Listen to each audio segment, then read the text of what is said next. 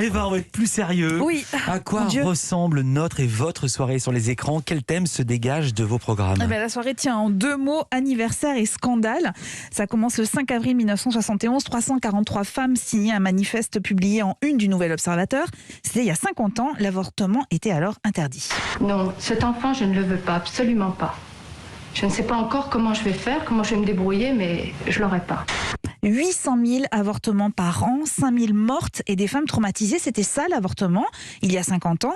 Et grâce à un excellent documentaire diffusé sur Histoire TV, les coulisses de ce qui fut un scandale sont ainsi dévoilées. Le scandale, évidemment, de ce manifeste publié en une du Nouvel Obs. Les militantes du MLF racontent ce combat, comment elles ont réussi à convaincre Simone de Beauvoir de s'engager à leur côté, comment la philosophe a surtout ouvert son carnet d'adresses pour mobiliser des personnalités. Mais on ne mesure pas quelle était la souffrance des femmes. Il faut entendre ces témoignages, comme celui de Xavier Gauthier, qui évoque son avortement clandestin. Une ancienne infirmière, paraît-il. Sauf qu'elle était saoule, elle buvait du champagne au goulot.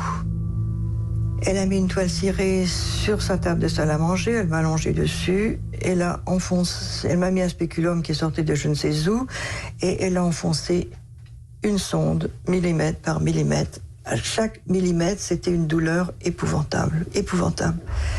C'était tellement horrible que plusieurs fois j'ai manqué m'évanouir. Et chaque fois, elle me disait, mais non, espèce d'imbécile, vous n'allez pas crever ici. Vous voyez les ennuis que j'aurai? Voilà, sujet très fort et qui est toujours d'actualité puisque dimanche dernier, un nouveau manifeste des 343 était publié dans le journal du dimanche réclamant l'allongement des délais pour recourir à un IVG et le combat est encore loin d'être gagné. Scandale et anniversaire dans un autre genre, mais quand même, Scandale et anniversaire, c'est sur TMC, il y a 20 ans, une émission révolutionnait la télévision, Love Story, l'adaptation de Big Brother qui provoquait alors une vague d'indignation en France. Décidément, Love Story déchaîne les passions. Les militants de mouvements alternatifs se sont ensuite rendus à la plaine Saint-Denis, devant le fameux loft, pour tenter de s'y introduire. Pour moi, c'est juste une émission de tocards qui est regardée par des tocards qui n'ont rien d'autre à faire de leur vie que de regarder celle des autres. Les journaux, la radio, la télévision, Internet, tout le monde en parlait. Il y avait des choses affreuses qui se passaient à ce moment-là dans le monde. On n'en parlait plus du tout, ou en dernière page, et on parlait des lofters.